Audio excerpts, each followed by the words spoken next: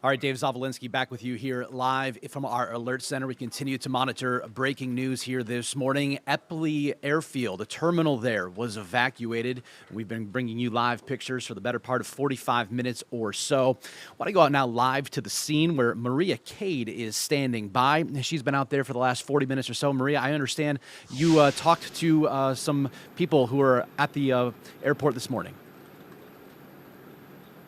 Dave, we did, yes, hello. And I just want to let you know, too, this is a live breaking news scene. So, we're sort of rolling with the punches here. Just to give you a little bit of a sense of how it was when we arrived here on scene, behind me, where normally you can see all the buses line up to get over to the different parking lots. If you park here at Epley, it was filled with police cars. There are still a couple remnants, as you can see. It looks like there are about 3 police cruisers there right now. But when we pulled up, that whole row was lined with police cars. But we want to take you inside Epley right now and show you a little bit of the scene. It is pretty packed right now because just a little bit ago, less than an hour ago, this airport was evacuated. And we actually just got some new information from Steve McCoy from the Omaha Aviation Authority, and he gave us some new details. So let's head inside, and I want to tell you a little bit about who I spoke with when we got here at Epley. Okay, so there are multiple passengers here who had their flights delayed or canceled, and one couple, they told us that they were here waiting in line to get rebooked onto their flight headed to Miami when I think we got some technical difficulties here. They were getting ready to be rebooked on their flight to Miami. Let's head out and go around this way. It looks like that door's locked here. They were headed to Miami, and they heard a call over the loudspeaker saying that the airport was being evacuated. That was when they headed outside, and they said that they headed onto buses. So they had those buses ready to go to take people into the parking lots safely away from the airport and take them away. And they said that they were on those buses evacuated for about 15 minutes. Then the buses were brought back here, and they were told it was safe to come and enter back into Epley again. So let's take a look inside here. And as you can see, I'm going to have our photographer head in here and take a look inside Epley Airfield right now.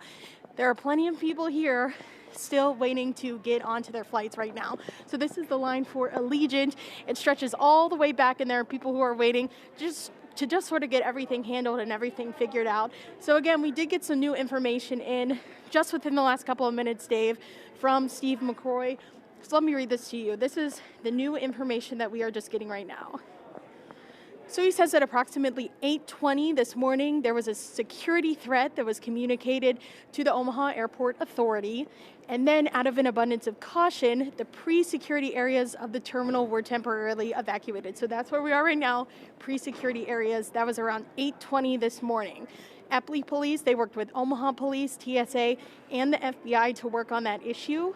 And at approximately 9:25, the normal passenger operations started back up here at Epley. So it looks like it was a little bit over an hour when they got that initial threat in, and then they were able to start and resume those operations normal again. Let's see if there's any other new information in here. It looks like that's it from Steve. But we also have First Alert 6's Sydney Babb. She is here as well, talking with passengers who are working to sort of get those flights rebooked if they were canceled. So we're going to head over here and talk to her and learn a little bit more about who she spoke with and some of the people here as well. Looks like she's actually talking to a passenger right now, Dave. We can see if we can get some information from Sydney. Hi, Sydney. Hey, Maria. Okay, so tell us, we are live right now. Okay. Tell us a little bit about who you spoke with and what their experience was during that evacuation. Right. One of the first couples that we spoke with when we first came in, they said that they were evacuated and they were immediately put in a bus. Yeah.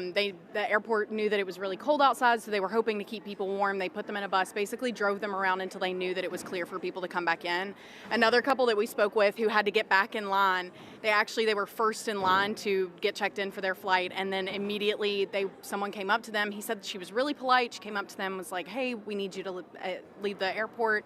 We have a security threat. And same thing. They were taken to a bus, driven around outside, just kept warm. That was about it. Yeah, and I think the main thing that the groups of people who we spoke with, they continued to reiterate was that it was just mainly confusion. They didn't know what was going on at the time, but the way that it was handled, they said it was handled very calmly, and everybody was very cool, calm, and collective, and they were able to get out, be safe, warm on those buses for a little bit before they could get back in and head back in. We just got that new information from Steve McCoy again, that it was evacuated around 8:20 in the morning, and then they brought everybody back back in for normal operations around 9:25, so a little bit over an hour.